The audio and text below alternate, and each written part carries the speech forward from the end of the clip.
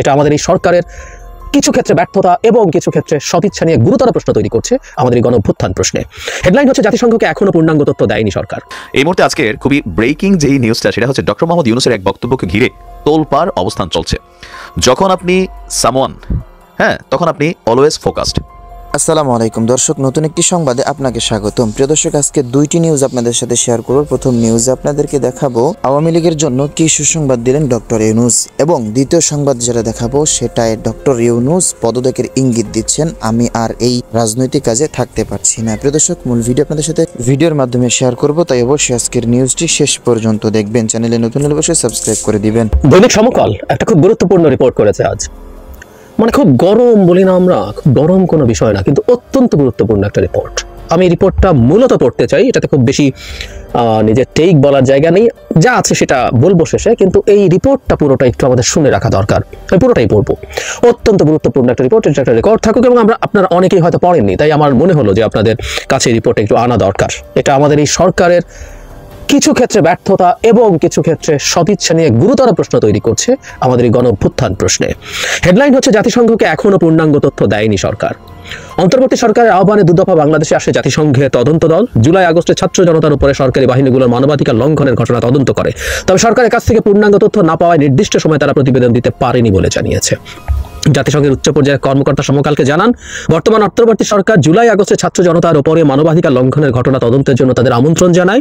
বিষয়টি সরকারের অন্যতম অগ্রাধিকার বলা হলেও অপরাধ এবং অনেক অপরাধী তথ্য দেওয়ার ক্ষেত্রে অপারগতা লক্ষ্য করা গেছে, যা মোটেও কাম্য নয়। এ কারণে তথ্য অনুসন্ধান দল তাদের প্রতিবেদন শেষ করতে পারছে না। অবশ্য নতুন করে জানুয়ারির মধ্যভাগে প্রতিবেদন শেষ করার লক্ষ্যে কাজ চলছে। পূর্ণাঙ্গ তথ্যপাত্র না পাওয়ায় প্রতিবেদনও অসম্পন্ন হবে বলে তিনি জানান। খেয়াল করি আমরা, বিভিন্ন ক্ষেত্রে যেসব তথ্য চাওয়া হচ্ছে বিভিন্ন আহত নিহতদের, সেগুলো ঠিকঠাক মতো পাওয়া যাচ্ছে, এবং কোনগুলো পাওয়া যাচ্ছে না আমরা একটু পরে বুঝবো, এবং শুনতে শুনতেই আমার মনে হয় আমরা বুঝে ফেলবো সরকার কেন এই গড়িমসি করছে। এটা স্বীকারও করেছে সরকার। এখানে স্পেসিফিকলি একজনের নাম আছে, যার পররাষ্ট্র মন্ত্রণালয় তৌফিক হাসান। তিনি বলেন, তথ্য অনুসন্ধান মিশনের চাহিদার ভিত্তিতে স্বরাষ্ট্র মন্ত্রণালয় সহ বিভিন্ন দপ্তর ও বিভাগ থেকে যেসব তথ্য পররাষ্ট্র মন্ত্রণালয়ে পাঠানো হয়েছে সেগুলো তাদেরকে দেওয়া হয়েছে। তিনি জানান, জাতিসংঘের যে স্বীকৃত পদ্ধতি আছে তথ্য অনুসন্ধানী দল সেটাই করতে চাইছে। সেখানে তারা আবার যে তথ্য পাবে সেটা তারা গোপনীয়তাও রক্ষা করবে। তারা 1 জুলাই থেকে 15 আগস্ট পর্যন্ত ঘটনার মূল উৎস বিশ্লেষণ ও ভবিষ্যতে এই ধরনের ঘটনা পুনরাবৃত্তি রোধে সুপারিশ করবে, কিন্তু আসলে এগুলো হয়নি। সরকারের সংশ্লিষ্টরা জানান, সরকারের আমন্ত্রণে আগস্টের শেষের দিকে প্রাথমিকভাবে তারা আসে। তাদের হাইকমিশনের মানবাধিকার হাইকমিশনের 3 সদস্য কীভাবে কাজ করবেন, কীভাবে কী সহযোগিতা লাগবে এগুলো জানান, এবং সরকারের কাছ থেকে কী প্রয়োজন সেগুলো তারা জানিয়েছিলেন। তারপর মূল তদন্ত দল আসে সেপ্টেম্বরে, এবং তারা বিভিন্ন জেলা সফর করে মাঠ পর্যায়েও আসলে তথ্যপত্র নিয়ে ফিরে যায়। এই তথ্যানুসন্ধান নিয়ে আবারও জাতিসংঘের কর্মকর্তা বলছেন, ঢাকার পক্ষ থেকে তদন্তের স্বার্থে সব তথ্য দেওয়ার কথা নিশ্চয়তা দেওয়া হয়েছিল, কিন্তু চাহিদা অনুযায়ী নথি মেলেনি। সরকার তথ্য দিয়েছে, তবে আংশিক।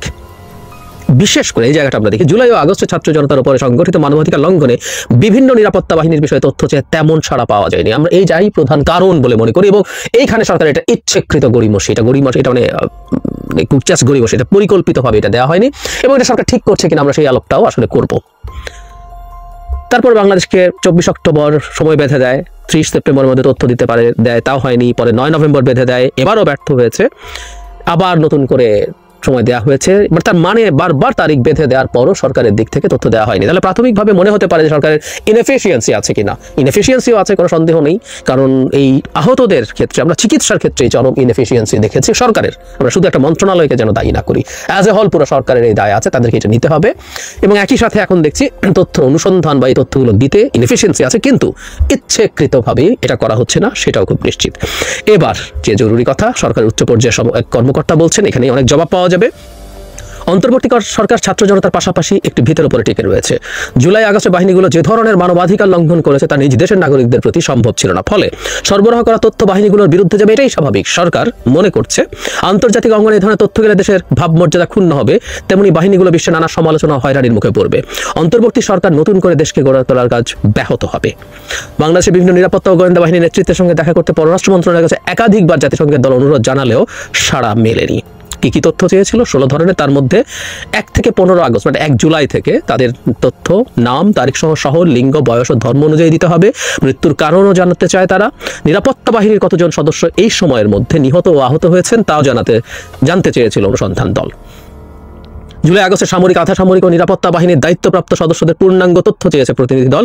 কোন শহরে কোন বাহিনীর ইউনিট কারা সিদ্ধান্ত নিয়েছেন সে বিষয়ে নথি সহ তথ্য চাই। এর পাশাপাশি কোন ধরনের অস্ত্র ও গুলি ব্যবহার করা হয়েছে, ছাত্র জনতার বিরুদ্ধে হেলিকপ্টার গাড়ি সহ সব সরঞ্জাম ব্যবহার করা হয়েছে, কোথায় এগুলো মোতায়েন করা হয়েছে তাও জানতে চেয়েছে।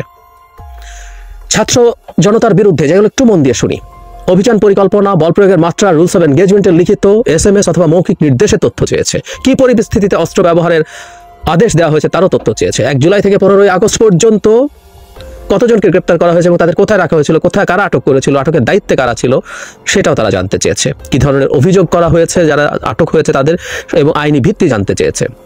গ্রেপ্তারের ক্ষেত্রে এবং গ্রেপ্তারের পর কি নির্দেশনা ছিল, আহতদের চিকিৎসা সেবার ক্ষেত্রে কি কি করা হয়েছে, এগুলো বর্তমানে কি ধরনের ফৌজদারি তদন্ত চলছে, তার পরিপ্রেক্ষিতে কি ধরনের ব্যবস্থা নেওয়া হয়েছে তাও জানতে চাওয়া হয়। কারা নাগরিকদের অস্ত্র সরবরাহ করেছিল, সহিংসতার নির্দেশ দিয়েছে, তারাও তথ্য চেয়েছে। মানবাধিকার লঙ্ঘনের দায় কর্মকর্তাদের বিরুদ্ধে কি ধরনের শাস্তিমূলক ব্যবস্থা নেওয়া হয়েছে এবং ইন্টারনেট বন্ধ করে দেওয়ার প্রতিবেদনও চায় তথ্যানুসন্ধানী দল। এছাড়া কারফিউ সংক্রান্ত প্রতিবেদন, সংখ্যালঘুদের উপর আক্রমণ, নারী সহ যৌন নিপীড়ন, আন্দোলনকারী রাজনৈতিক কর্মী, মানবাধিকার কর্মী, সাংবাদিকদের উপরে নজরদারি, হুমকি ও ভয়ভীতি দেখার বিস্তারিত তথ্য চেয়েছে জাতিসংঘ। আমরা একটা জিনিস খুব খোলাখুলি বুঝতে পারছি, এই তথ্যগুলো বিশেষ করে নিরাপত্তা বাহিনী সংশ্লিষ্ট তথ্যগুলো দিতেই গড়িমসি হচ্ছে। মানে আমরা একটা জিনিস একটু মাথায় রাখবো, ভাবমূর্তির কিছু ছিল না তো, মানে কার ভাবমূর্তি রক্ষা করতে চাইছে সরকার? বাংলাদেশের নিরাপত্তা বাহিনী নিশ্চিতভাবেই শেখ হাসিনার পেটোয়া বাহিনীতে পরিণত হয়ে আমাদের আইন শৃঙ্খলা রক্ষাকারী বাহিনী এবং সরাসরি যদি বলে মূলত পুলিশ এবং র্যাব, এইগুলো র্যাবের মধ্যে হয়তো কিছু সামরিক বাহিনীর সদস্য ওখানে আছেন। সুতরাং সিস্টেম্যাটিকলি ওই সময় সবচেয়ে বেশি কাজ তারা করেছেন। সেনাবাহিনী যে সময় নেমেছে, সেই সেনাবাহিনী নামার পর সেনাবাহিনীর দিক থেকে অন্তত ছাত্রদের উপরে, জনগণের উপরে তেমন কোনো উল্লেখযোগ্য ঘটনা আমরা দেখতে পাই না। আর যদি কেউ করে থাকেন সেটা শেখ হাসিনার দায়। আমরা এই কথাটা বলছি, আমাদের বাহিনীগুলো কেন এটা তাদের দায় বলে মনে করছেন? আমি খুব সিরিয়াসলি মনে করি এই তথ্যগুলো বের করা দরকার, এগুলো আমাদের স্বার্থেও দরকার। এই দেশের জনগণের উপরে এই রকম বিভৎসতা চালানোর পর বাহিনীর যে অংশগুলো এটাতে নীতি নির্ধারণী ক্ষেত্রে জড়িত ছিল, নীতি নির্ধারণী ক্ষেত্রে জড়িত ছিল, তাদেরকে ধরতে, তাদেরকে অভিযুক্ত করতে আমাদের সমস্যা কেন? এই আমরাই কি তাহলে মনে করছি যে আমরা আসলে শেষ পর্যন্ত ন্যায় বিচার নিশ্চিত করতে পারবো? আর দ্বিতীয় কথাটা হচ্ছে, নিরাপত্তা বাহিনী যদি এটা না করে, তাদেরকে যদি আমরা ছাড় দিই, তাহলে শেখ হাসিনাকে আমরা কিভাবে অভিযুক্ত করতে চাই? আমরা তো জাতিসংঘের তদন্তের মাধ্যমে প্রাপ্ত জেনুইন তথ্য আমরা দিচ্ছি না। সেটা আমাদের শেখ হাসিনার বিচারের ক্ষেত্রে খুব গুরুত্বপূর্ণভাবে কাজে লাগতে পারতো। ওটা একটা অকাট্য প্রামাণ্য দলিলের মতো কাজ করতো, যে কিভাবে এই প্রসেসটা হয়েছে। অনেক কিছু তারা জানতে চেয়েছে। বল প্রয়োগ করতে কে বলেছে, কোন ইউনিট সিদ্ধান্ত নিয়েছে, কতটুকু বল প্রয়োগ করা হবে, গুলি কখন করা হবে, কি ধরনের গুলি ব্যবহার করা হবে, বন্দুক কে দিয়েছে, এই যাবতীয় সবগুলো নীতি নির্ধারণী সিদ্ধান্ত। আইন শৃঙ্খলা রক্ষাকারী বাহিনীর যদি সেই মানুষগুলোকে আইডেন্টিফাই করা যায়, সেটা শেখ হাসিনার বিচারের ক্ষেত্রে গুরুত্বপূর্ণ ব্যাপার হতে পারে। এবং এটা করে আসলে আদতে শেখ হাসিনার বিচারকেও কিন্তু আমরা দুর্বল করে দিচ্ছি, নিশ্চিতভাবেই করছি। আমাদের বাহিনীগুলো, আমরা এখন যদি আরো খোলাখুলি কথা বলি, জাতিসংঘের শান্তিরক্ষী হিসাবে আমাদের সামরিক বাহিনী, এমনকি পুলিশও কাজ করে, এতে সমস্যার কিছু নেই। বাংলাদেশে এখন একটা নতুন সরকার আছে, যারা শাস্তিপ্রাপ্ত হবেন তাদেরকে আমরা শাস্তি নিয়ে দেখিয়ে দেবো যে যারা এসব করেছেন তাদেরকে আমরা শাস্তি দিয়েছি। এই শাস্তি দিয়ে বাকি বাহিনী তো শেখ হাসিনার অধীনে না, বাকি বাহিনী এখনকার অন্তর্বর্তী সরকারের অধীনে এবং ভবিষ্যতে একটা গণতান্ত্রিক সরকারের অধীনে তারা কাজ করবে। এবং আমরা এক্সপেক্ট করি তারা বিভৎসতা শেখ হাসিনার সময় যা করতেন তা করবেন না, তারা একটা পেটোয়া বাহিনীর মতো কাজ করবেন না, তারা একটা রাষ্ট্রীয় নিরাপত্তা বাহিনীর মতো কাজ করবেন। তাহলে তাদের ওই জায়গায় অবস্থান ধরে রাখতে সমস্যা হবে কেন? সমস্যা হওয়ার কোনো কারণ নেই তো। It's all about communicating. সরকার এইসব যুক্তি তথ্য দিয়ে সেসব অথরিটির সাথে কথা বলুক। শেখ হাসিনার কাজের দায় আমাদের বাহিনীগুলো কেন নেবে? এবং আমরা আমাদের বাহিনীর ক্ষেত্রে যারা ইনভলভড ছিল তাদেরকে আমরা শাস্তি দিয়েছি। আমরা ন্যায় বিচার নিশ্চিত করার কথা বলছি তো। এছাড়াও পরবর্তী পর্যায়ে যেসব মামলা হয়েছে, আমি ধারণা করি সব মামলার ব্যাপারে সরকারের গড়িমসি থাকতে পারে, কারণ বহু ক্ষেত্রে মামলা খুব জেনুইনলি হয় নাই। ঢালাওভাবে খুনের মামলায় অনেককে ঢুকিয়ে দেওয়া হয়েছে। এগুলো নিয়ে প্রথম দিন থেকে সমালোচনা আছে এবং সরকারকে ওই সমালোচনা নিতে হবে এবং অ্যাজ আর্লি অ্যাজ পসিবল এই তথ্যগুলো দিতে হবে এবং যদি ভুল থাকে সেটা শুধরে নিতে হবে। আমাদের খুব দ্রুত জেনুইন মামলা, মানে আওয়ামী লীগের লোকজনের বিরুদ্ধে মানবাধিকার লঙ্ঘন থেকে শুরু করে হত্যাগুমি, এগুলোর সাথে ফিনান্সিয়াল করাপশনের প্রচুর তথ্য প্রমাণ আছে, সেগুলো দিয়ে খুব দ্রুত সেগুলো করা উচিত হবে। সেই তথ্য দিতে হবে এবং তাতে যদি কোনো ভুল থাকে সেই ভুল শুধরে নেওয়ার জন্য নিশ্চয়ই জাতিসংঘ সাজেস্ট করবে, সেই সাজেশন আমরা নেব। কিন্তু জাতিসংঘের মতো একটা প্রতিষ্ঠানকে ডেকে এটা নিয়ে খুব হাইপ তৈরি করা হয়েছিল। I also spoke in favour of that. আমার মনে আছে যে আমি এটুকু বলতে চেয়েছি যে সরকার একটা খুব চমৎকার কাজ করছে ডকুমেন্টেশনের ক্ষেত্রে, কিন্তু আমরা এখন সেই এক পুরনো লুকোছাপা দেখছি। এবং এটা করে আই রিপিট, শেখ হাসিনা এবং তার যে দালালরা আছেন, তার যে ক্লোজ নেক্সাসের লোকজন আছেন, তাদের বিচার ব্যবস্থাটাকে প্রকারান্তরে ধ্বংস করা হচ্ছে। আমরা পলিটিক্যালি খুব শোরগোল করি, বিচার ছাড়া এটা হতে দেবো না, ওটা হতে দেবো না, ওটা হতেই হবে। কিন্তু আমরা আসলে এখনো আমরা অদক্ষ, অযোগ্য। আমি রিপিট, আমরা অদক্ষ, অযোগ্য। আমরা আন্তরিকভাবে চাইলে ওই কাজগুলো ভালো মতো করতে পারতাম না। আর এখন তো সদিচ্ছার অভাব আমরা দেখছি, এটাকে আমরা ধামাচাপা দিতে চাইছি। সরকার খুব দ্রুত এই জায়গা থেকে সরে আসা উচিত হবে, কারণ আমরা প্রায় বলি জুলাই আগস্টের স্পিরিট, সে স্পিরিট ও ধারণ করছে না, সে ধারণ করছে না, নানান কথাবার্তা বলা হচ্ছে, কিন্তু আমরা দেখছি সরকারই এই গণ অভ্যুত্থানের স্পিরিট থেকে সরে আসছে। খুব ভয়ঙ্কর লক্ষণ এটা, তাদের খুব সতর্ক থাকা দরকার। মানে সমালোচনা করাটা খুবই সোজা, কিন্তু ওই জায়গাটাতে যদি আপনারে বসাই দেই, তখন আপনি আসলে কতটুকু দায়িত্ব পালন করতে পারবেন। এই মুহূর্তে আজকের খুবই ব্রেকিং যেই নিউজটা, সেটা হচ্ছে ডক্টর মোহাম্মদ ইউনূসের এক বক্তব্যকে ঘিরে তোলপাড় অবস্থান চলছে। যখন আপনি সামওয়ান, তখন আপনি অলওয়েজ ফোকাসড, আর যখন আপনি নো ওয়ান, তখন আপনারা কেউ ফোকাস করবেন আপনি কিভাবে খাচ্ছেন, আপনার ব্যক্তি জীবনে কয়টা গার্লফ্রেন্ড আছে, কয়টা বয়ফ্রেন্ড আছে, আপনার ব্যক্তি লাইফ কি, এগুলো নিয়ে মানুষ পাত্তা দিবেন। আবার যখনই আপনি 10 জনকে ডিঙাইয়া সামনের সারিতে আসবেন, তখন আপনি পোশাকটা কি পরলেন, ভাত খাওয়ার সময় আপনি কি চপস চপস করে খাইলেন, নাকি জিব্বা বাইর করে খাইলেন, নাকি ভদ্রভাবে খাইলেন, সব কিছু ফোকাসড হয়, কারণ আপনি সামওয়ান। ডক্টর মোহাম্মদ ইউনূস যখন এই অন্তর্বর্তী সরকারের প্রধান উপদেষ্টা হলেন, তখন তিনি সামওয়ান হয়ে গেলেন। এরপরেই তাকে নিয়ে সমালোচনা, আলোচনা, 120 দিন চলে গেছে, সরকার কি করছে না করছে সবকিছু কিন্তু ডক্টর ইউনূস যেহেতু প্রধান উপদেষ্টা, তার উপরেই কিন্তু বর্তায়। আর সম্ভবত এই জিনিসগুলোতে তিনি অনেকটা ডিপ্রেশনে আছেন, মানসিকভাবে তার শক্তি যেটা, তিনি এটা হারিয়ে ফেলছেন, কারণ ফাংশন হচ্ছে না। 120 দিনে বাংলাদেশের মধ্যে কোনো পরিবর্তন নাই। কিছু হয়েছে, পলিথিন নিষিদ্ধ, তারপর প্লাস্টিকের বদলে কাঁচের বোতল আসছে, এরকম কিছু কিছু জিনিস হয়েছে, বাট দৃশ্যত আইনশৃঙ্খলা বাহিনীর চরম অবনতি, সকল কিছু ব্যবস্থাপনাতের মধ্যে অব্যবস্থাপনার দেখা, এই সকল কিছু নিয়ে যখন তাকে প্রচণ্ড সমালোচনা সহ্য করতে হচ্ছে, আজকে তিনি এক বক্তব্য দিয়ে বসছেন যে আমি আমার নিয়মিত কাজে ফিরে যেতে পারলে খুশি হব। কিন্তু কেন? তার মানে কি তিনি হতাশ, তিনি কি দায়িত্ব ছেড়ে দিতে চাচ্ছেন? তিনি কি বিষয়টা এমনভাবেই বলছেন যে ভাই কোনো রকমে আমার তাড়াতাড়ি এখান থেকে বিদায় করো? এই যে ওনার এই কথাটা নিয়েও আমরা আলোচনা করতেছি, তিনি সামওয়ান দেখে এরকম কথা উপদেষ্টারা বললে আমরা পাত্তা দিব না। বিএনপির তারেক জিয়া কি বলছেন এই মুহূর্তে ফ্যাক্ট না, শেখ হাসিনা ওপার বাংলা থেকে কি বলছেন ওইটাও ফ্যাক্ট না, বাট ডক্টর ইউনূস কখন কি করেন এটা কিন্তু সবাই নজরদারি করে। দর্শক, আমরা দেখছি যে আগামী সংসদ নির্বাচন আয়োজনের পর নিজের নিয়মিত কাজে ফিরে যাবেন বলে জানিয়েছেন, এটা আমরা জানি। তো এখন দ্য ইকোনমিস্টকে দেওয়া সাক্ষাৎকারে তিনি বলছিলেন যে এই মুহূর্তে তিনি যেই উপদেষ্টার পদটাতে বসে আছেন, জনগণের যে চাওয়া পাওয়া, মানে সকল কিছু মিলিয়ে তাকে যেই জায়গাটাতে দেওয়া হয়েছে, তার বক্তব্য আমার চাকরি আসলে কেড়ে নেওয়া হয়েছে, আমাকে জোর করে এ কাজে আনা হয়েছে। এই কথাটাতে তাহলে বোঝা গেল কি যে তিনি নিজের ইচ্ছায় এই দায়িত্বটা নেন নাই, ছাত্ররা তাকে জোর করে দিছে। বাট আমরা তো দেখছিলাম তিনি বলছিলেন যে তোমরা ছাত্ররা যদি দেশের জন্য এতগুলো প্রাণ দিতে পারো, আমি তাহলে কেন পারবো না, বলে তিনি স্বেচ্ছায় সানন্দে প্রথম যখন দায়িত্ব নিচ্ছিলেন তার সেই চিরচেনা হাসি, ডক্টর ইউনূসমূলক তার যে অ্যাক্টিভিটিস, অ্যাকশন শুরু হলে সাপোর্ট করতে হবে।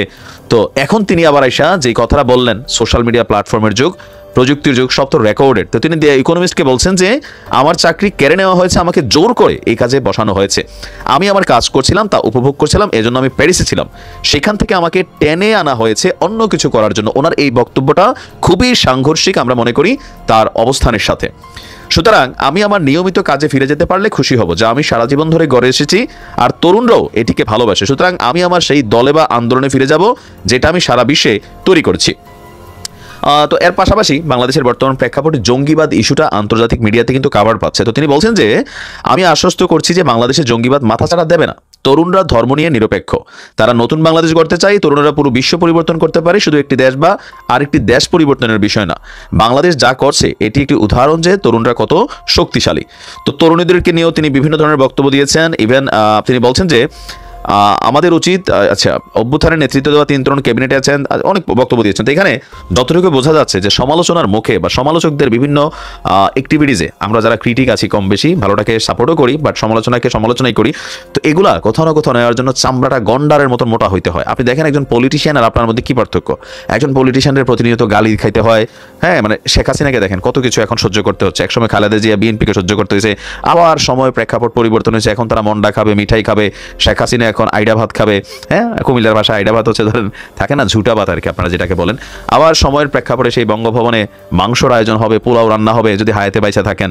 কারণ খালেদা জিয়াও একসময় কখনো কল্পনা করেন নাই তিনি আজকের এই দিনগুলোকে দেখতে পাবেন। বাট স্রষ্টার এক কি বলছে বিশেষ খেলায় আমরা দেখলাম যে কিভাবে আবহাওয়াটা পরিবর্তন হয়ে গেল, দৃশ্যপটে কতটা পরিবর্তন এসেছে। তো আমরা মনে করি ডক্টর মোহাম্মদ ইউনূসকে মানসিকভাবে আরো শক্তিশালী হতে হবে, কারণ তিনি যদি সরকারটাকে ফেল করেন, অন্তর্বর্তী সরকার যদি ব্যর্থ হয়, তাহলে এইটার পে করতে হবে সার্জিস হাসনাতদের। এমনকি যারা এই বৈষম্য বিরোধী আন্দোলনের প্ল্যাটফর্মে জড়িত ছিল তাদের প্রত্যেককেই এটার জন্য কিন্তু চরম মূল্য দিতে হবে। আমরা চাই তিনি মানসিক শক্তিরা যেন না হারান। আর তিনি যে বক্তব্যটা দিয়েছেন আর একটু ক্লিয়ার করতে হবে, তিনি কি রাজি ছিলেন না, তাকে জোর করে টাইনে আনা হয়েছে, কারা এই কাজটা করছে আমরা তাদেরও জানতে চাই। কারণ দায়িত্বের জায়গাটা কখনো যেটা স্বেচ্ছায় অন্তর থেকে ভালোবাসা আপনি দায়িত্বটা নিয়ে যদি কাজ না করেন, জোর করে আইনা বসাই দিয়ে আপনার উপরে চাপাইয়া, এই কাজ আপনার দ্বারা কখনোই গোছালো হবে না। আর এই কাজের বরকত হবে না। ব্যক্তি কাজে ক্ষতিগ্রস্ত হন, তাদের দেশ জাতির কিছু যায় আসে না, কিন্তু যেখানে আপনি 10 জনের মধ্যে কানেক্টেড, আপনার কারণে পুরো একটা রাষ্ট্রের ক্ষতি হবে। নিশ্চয়ই ডক্টর মোহাম্মদ ইউনূস তিনি হিম্মত ফিরে পাবেন, আমরা আশা করছি। দেখা যাক কি হয়। ভালো থাকুন। সুপ্রিয় দর্শক, আমি আশা করছি আজকের নিউজটা আপনারা সকলে মনোযোগ সহকারে শেষ পর্যন্ত দেখেছেন। তো আজকের নিউজটা দেখে আপনার কাছে কি মনে হয়েছে, আপনার মূল্যবান মতামত অবশ্যই কমেন্ট সেকশনে লিখে যাবেন। দেখা হচ্ছে পরবর্তী কোনো আপডেট নিউজে। সে পর্যন্ত সুস্থ থাকবেন, ভালো থাকবেন, আমার জন্য দোয়া করবেন। আসসালামু আলাইকুম রহমতুল্লাহি ওয়া বারাকাতুহু।